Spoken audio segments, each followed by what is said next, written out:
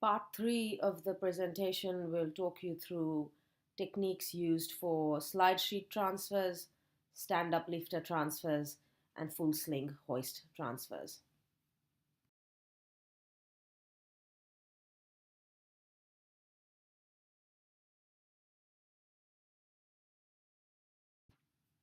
We follow a very simple rule for slide sheet transfers. This rule is mandatory for all slide sheet transfers. First of all, I would like to iterate here that in aged care, we always use just one slide sheet and we use it by giving it one fold.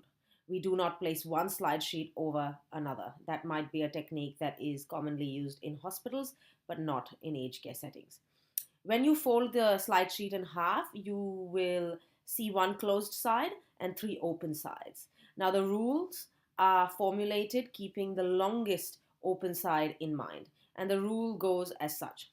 For up and down transfers, that is to slide clients or residents up and down the bed, the longest open side has to be placed such that it faces in the direction of client transfer, which means that if you would like to transfer a resident up the bed, the longest open side faces up the bed.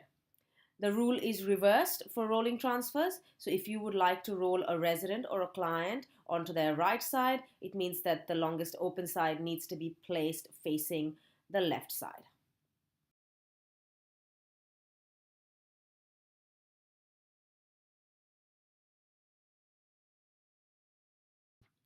So for an up and down transfer, we initiate the transfer first of all by folding the slide sheet in half and placing it effectively so that the longest open side is facing the direction in which we would like to transfer the resident.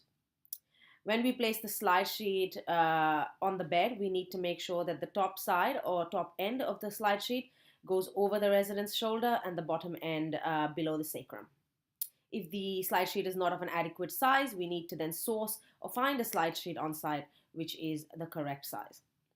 We also need to make sure that there is enough slide sheet available to both staff members that will be standing on either side of the bed. Both staff members then hold on to the top sheet, not the bottom sheet. Remember, we folded it in half. Ensure that the slide sheet is held close to the resident's body at the level of their hip and the shoulder. One staff member then gives the verbal prompt, which is 1, 2, 3, to initiate the transfer. Your stance position to initiate the transfer is a lunge position, but for example, if you are transferring a resident up the bed, you need to take a forward lunge so that your front knee is facing in the direction of movement towards the top side or top end of the bed. After the 1, 2, 3 verbal prompt is given and you slide the slide sheet up, you need to ensure that the slide is done by your step. So essentially you need to step towards the top of the bed. So the most important thing here to remember is that you do not pull up on the slide sheet. You do not slide with your arms.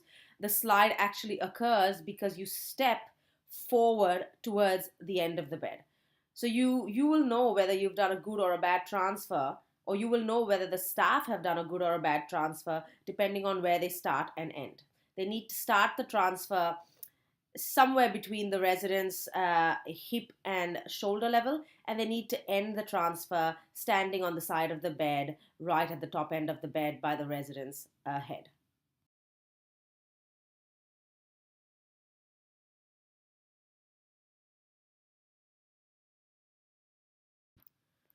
For rolling transfers, once again, we fold the slide sheet in half and ensure that the top side is over the resident's shoulder and the bottom side below the sacrum. Again, we need to ensure that there is enough slide sheet available to all handling staff. This is again a two staff transfer, and each staff member will be standing on either side of the bed. The staff member that will be initiating the roll will be holding onto the top sheet with their hands at the shoulder and hip level of the resident. The second staff member will place their hands on the client's shoulder and hip, but on the opposite side of the bed. The 1, 2, 3 verbal prompt is initiated by one staff, and then the staff member that is initiating the pull on the slide sheet will step back and pull the slide sheet up towards their chest to roll the transfer, roll transfer the client to the opposite direction.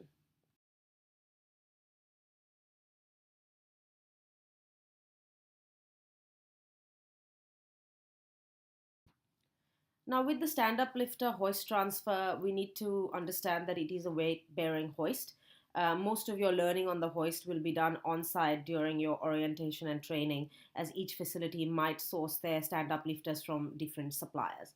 But essentially, some common principles for all stand up lifters are that they are a weight bearing hoist. Clients need to have some amount of ability to take weight through their legs to even stand or even squat on a rail in order to be assessed as being safe on a stand up lifter. Staff obviously need to ensure that they are following the physio or OT care plan and picking the correct belt size, small, medium, or large, that fits that resident well. All belt straps need to be fastened on the client, and then the stand-up lifter belt needs to be hooked onto the hoist. We then ask the client to lean back into the belt rather than lean forward. This is really important, that they lean back, because if they pull forward on the hoist while they're standing, there is the risk that they might slip through the belt. Now, most stand-up lifter hoists on site are remote operated. So you press on the remote control to then initiate the stand. We then can move the hoist to the required chair or bed. We need to ensure that the client's knees or the back of their knees are placed against the chair, and they should be able to feel the chair on the back of their knees prior to initiating the sit. As we sit them using, again, the remote control on the hoist, we need to ensure that their bottom is placed right at the back of the chair, and that they are seated safely in the chair with minimal risk of slippage.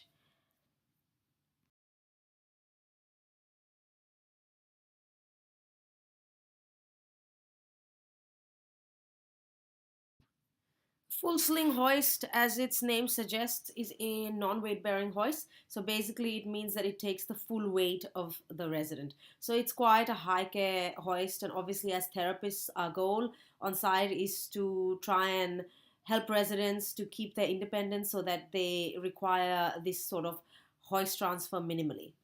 Again, with this hoist, it has two components. There's the actual hoist, which is the mechanical machine, and then there is also the associated sling. Now, we need to make sure that we are using the correct sling size. Information about this can usually be found on the physiotherapy care plan or on the mobility and transfer care plans. Or if staff are still not sure, they need to then check with the therapists on site. The sling is placed under the client, again with the top end of the sling lined up with the bottom of the earlobe. This is to ensure that they have enough support at the back of the neck so that their neck or their head is not flopping over. We also need to ensure that there is an adequate amount of sling on either side of the resident. If there is too much sling on one side and not enough on the other, again, it can affect the mechanics of the hoist and put the resident at risk of slipping through the belt or the sling. We then need to fasten the sling onto the hoist. Now, usually we fasten the shoulder straps first and then fasten the leg straps. When we initiate the lift off the bed, this needs to be done with the remote control. We can also assist by moving or lifting the head of the bed forward to get them more into a sitting position, and also by lowering the bed height. Now, the full sling hoist transfer can be used for a dual purpose. It can either be used to transfer a resident from a bed to a chair, in which case there is a positional change required from a lying position on the bed onto a sitting position in the chair, or you can transfer them straight from a bed onto a fallout chair that is reclining, in which case we don't really require as much of a positional change. We then lower the hoist and ensure that the client is safely seated in a chair with their bottom lined with the back of the chair. Again, you will be put through on-site training during your orientation on that particular site's equipment. So this is just a brief overview of full sling hoist transfers.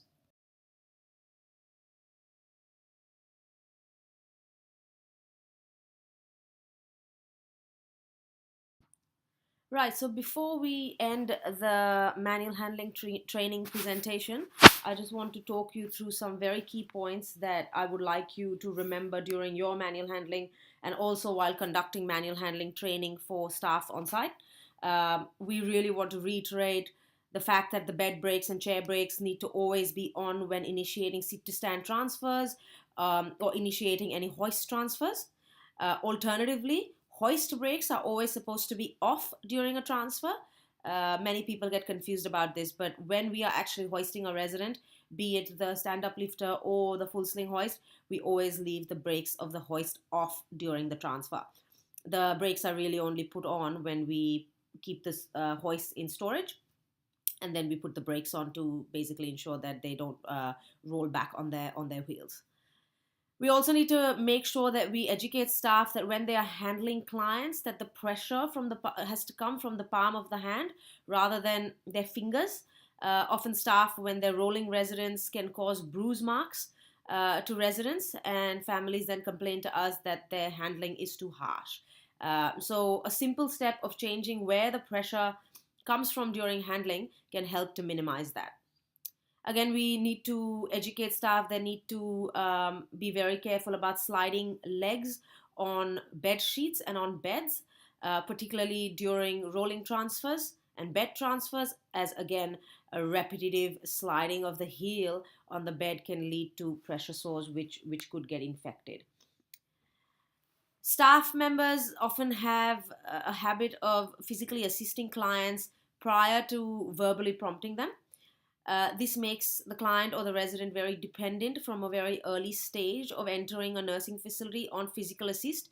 So I always like to educate staff and tell them that, look, try and verbally prompt the resident to do a transfer, to roll, to go from lying to sit. If they're unable to do that through verbal prompting and assistance by changing the bed height or the bed head height, then we can go in there and assist them. But it's always good to encourage the clients or residents to do as much as they can on their own, as long as it's safe.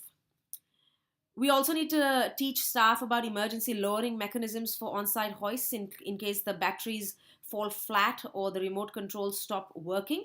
Further training on where emergency lowering mechanisms for each hoists are located on the hoist will be provided to you again during your training and orientation on site.